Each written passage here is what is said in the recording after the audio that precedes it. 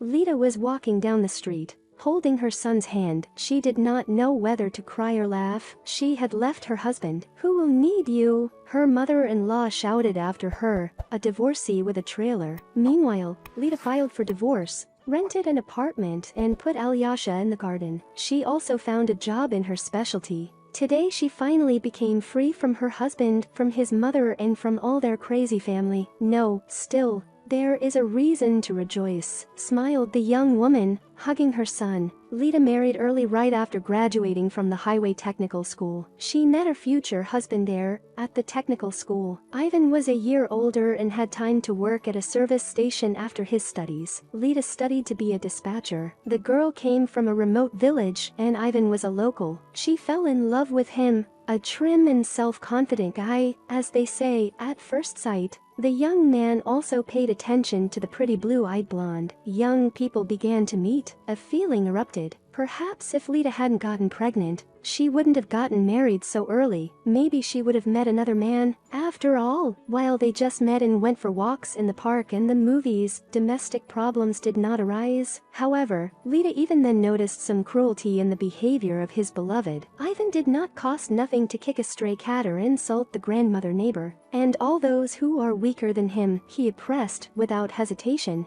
Ivan treated Lita like a child, as if, and loved, gave gifts, took her to the movies, but on the other hand practically did not give the right to choose, made decisions for her. Movies in the theater, he chose dishes in the cafe too. How to spend the weekend, again planned Ivan. Lita, a girl by nature modest and shy, this arrangement at first quite satisfied. She did not like to take the initiative. So, it was with the pregnancy. Lita did not want a child so early, decided to go for an abortion, especially since the term was quite small. However, Ivan, having learned about her decision, stood up in the posture. "If you do it," he said, "we will break up. This is my child, and you have to give birth to it." "Vanya, I'm just finishing technical school. I wanted to get a job. Let's wait with the kids," stretched out the girl. "We'll have time for more." "You heard my opinion," said the man firmly. So Lita got married. Ivan by then lived in his own apartment. It was inherited from his grandmother. Lita did not have to live with her parents-in-law or on rented accommodation. However, independent life did not go well literally immediately.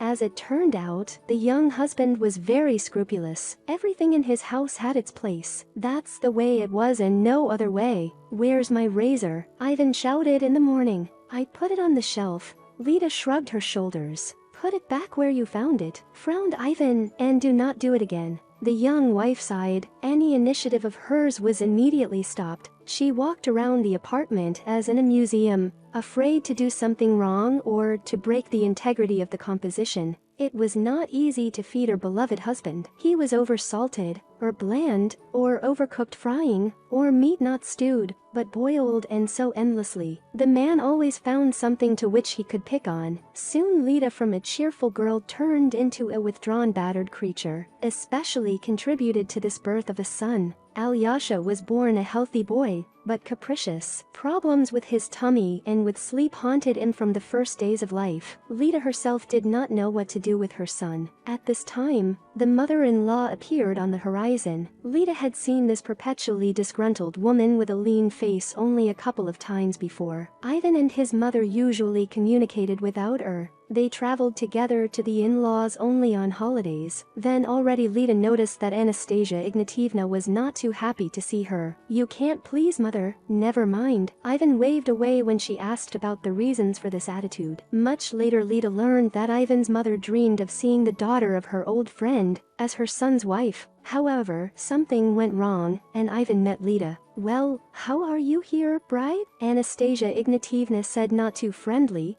Looking around the apartment of the young, Vanya said, "You cannot cope with the boy." "Why can't I cope? Just we're still getting used to each other." Lita tried to explain to her mother-in-law, "Alyoshenka's mode is just developing, and also with tummy problems. A mother should feel the child." "What do you mean, getting used to it?" "I gave birth to 2 children, raised them, immediately, at the level of instinct. I knew what to do with children." "Oh, young people to teach you and teach you." The woman approached the crib where the newborn was sleeping. "And who is it here so sweet?" she whispered. quiet, please, I barely put Alyosha to bed," asked the young mother. Children should sleep in all conditions. There's nothing to teach a child to sleep in complete silence and tiptoe around the apartment. My mother-in-law taught me. When she noticed that the baby was starting to toss and turn, she frowned. "Come, pour me some tea. Let him sleep. You see, we disturb him." Lita brewed tea, took out candy and cookies. "By the way,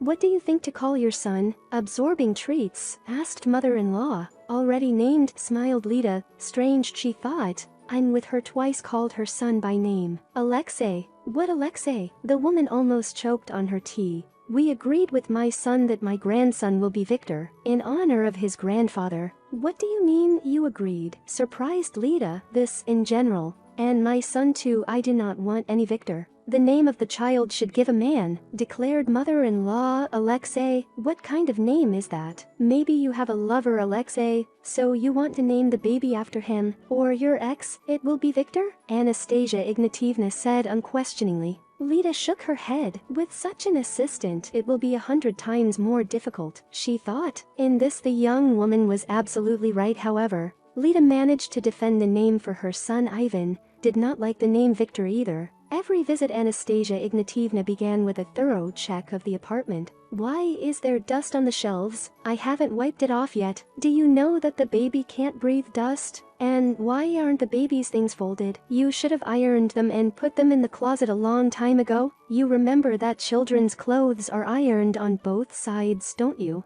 "But they just dried today. I just brought them in from the balcony." And then Alexei woke up. "I did not have time." Just Lita justified. "On both sides. You're a wife and mother now. You have to manage everything. There's no time to waste. Here I was in your time." Here Anastasia Ignatievna began a long and boring lecture about what a wonderful mother and wife she was, how in her hands everything went well, and what wonderful children she brought up. Lita had time only to nod and agree. Most of all, Anastasia Ignatievna liked to give out her invaluable advice on Alyosha's upbringing. The woman considered herself a real pro in bringing up children. "Put a sweater on the baby," she demanded. "It's cold outside. He'll get sick. It's 27 degrees there." "What a sweater," Lita sighed. However, in order not to quarrel with her mother-in-law, she put a light cotton shirt on Alyosha. "You have to swaddle the baby. His legs will be crooked, tighter." And the woman began to swaddle Alyosha. The baby screamed and pulled out,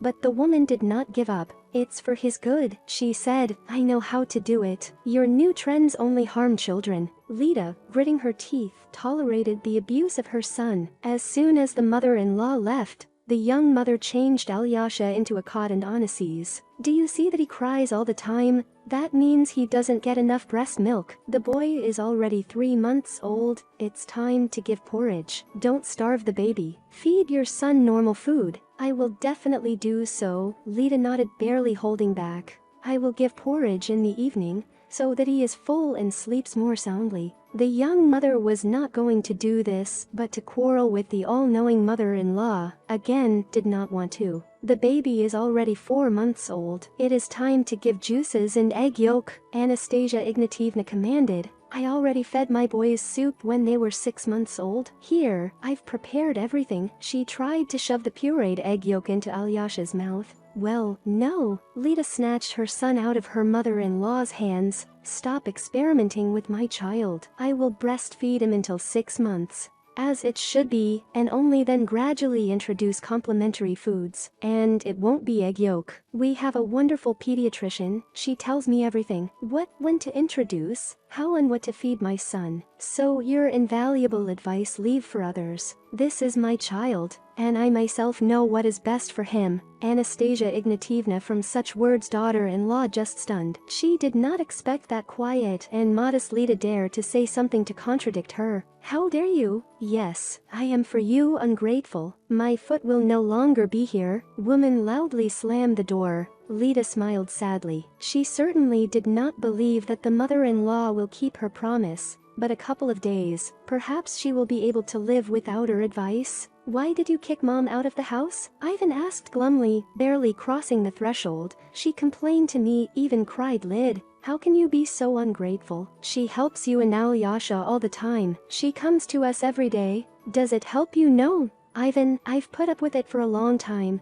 but it's just too much. Your mother only checks. She looks through the pots, dusts with her finger, folds Alyosha's things in her own way, and to go out for a walk with the stroller. Her legs are sore, and she has no strength. What will I do if he cries? She says. But if he cries at home, she immediately tells me what to do. He's hungry, he's thirsty, he needs to take off his diaper. They say he's hot. Do you know your mother is against diapers? She's already blown my mind with this. In the past, without diapers, children were brought up without diapers. And how handsome all of you grew up. Lid, in some ways mom is right. Frowned Ivan. Without diapers, indeed, you can do without. They say that for boys it is especially harmful. Can infertile to stay infertile? Vanya, your mother told you that, sighed Lida. Or have you seen the studies of scientists on this subject? I change diapers on time, so nothing terrible will happen. I love my son and I won't hurt him. Make up with your mother, Ivan stated unhesitatingly. I do not need quarrels in the family. Lida sighed. Unfortunately, her husband rarely listened to her opinion. He still believed that he is always right and can decide for two. The next day Lida still called her mother-in-law and apologized. Okay, so be it. I'll forgive you for the first time, arrogantly pronounced Anastasia Ignatievna, but only for the first time. And from now on do not be rude to me. However, to feed her son with eggs and drink juice, Lida mother-in-law did not allow. Sometimes it seemed to Lida that for her came some endless Groundhog Day. She woke up, fed Alyosha, put him to bed, cooked her husband breakfast, took him to work, fed Alyosha, met and drank tea. Mother-in-law listened to her instructions and wishes, fed Alyosha, went for a walk with him. Often instead of a walk, Lida with a stroller escorted Anastasia Ignatievna almost through the whole town. She was bored to go home alone. You have to walk anyway, said the woman, and so combine useful and pleasant. Lida did not know to what refers to her mother-in-law. To useful or pleasant, however, she went to see her off. The mother-in-law did not help with her grandson. Rather, on the contrary, she demanded attention and care. My husband also immediately withdrew himself. After work, he usually closed himself in a room with a TV set and a laptop. I'm tired. Do you think it's easy to pull you two? Every time he told his wife when she asked him to help her with her son. Often Lida didn't even have a chance to take a quiet shower, not to mention some time for herself. And why do you need to go to the hairdresser? Was surprised mother-in-law. You still with a child at home, sitting at home. Who can see you there? When you go to work, then and cut your hair, dye it, and until then, there is nothing to waste money, especially since you don't earn it. Why do you need new jeans? Ivan said in his mother's tone. You can ride the stroller in old ones too. When you get a job, you'll earn money and buy them yourself. You need to save money. You're wasting money. Where is it in the wind? Lida couldn't stand it. I don't buy anything but groceries. And even then you check all the receipts. You don't even give me money for diapers once in a while. What do you want? Who earns money? The one who disposes of it. Ivan smirked. If you do what you want, you'll blow it all away. But I told you that it's too early for us to have a baby. I wanted to go to work, and now you're scolding me about it. Sit down and shut up. I'm happy that I'm giving you this at least. However, there was nothing to be happy about. Lida loved her son very much, but dreamed of going to work as soon as possible. Lida, something you completely neglected yourself. Anastasia Ignatievna contemptuously grinned, looking at her daughter-in-law. At the table, in addition to them, gathered other guests. All, naturally, at once shifted their gazes to the young woman. Lida blushed like a cancer. No hair, no manicure, continued mother-in-law. I understand that you are on maternity leave, that the child is small. But a young woman still. You need to look after yourself. Here I am at your age. I have no one to leave my son with. Lida interrupted her. Mom is far away. What are you saying? Surprised, slammed her eyes woman. I would tell me. I'm already almost every day to help you. You yourself have absolutely nothing to do. Lida blushed and paled, and mother-in-law told the gathered relatives about how tired she, an elderly sick woman, daily dragged to the other end of their small town. But what can you do? Her daughter-in-law can do nothing without her, and to the baby, and does not know from which side to approach. Numerous relatives, gathered by Anastasia Ignatievna on her own anniversary, nodded, ahled and owed. Lita was ready to cry from shame and humiliation. She realized that this is a kind of revenge mother-in-law for not listening to her advice. But it was still very offensive. Vanya, listen. A little later, Ivan's cousin Vika said, I saw Zoya the other day. She's unrecognizable. She's beautiful. She's lost weight. She's taken care of herself. She's graduating from the institute. She's going to get a good job. Her mother knows a lot of people. You were a fool to trade her for.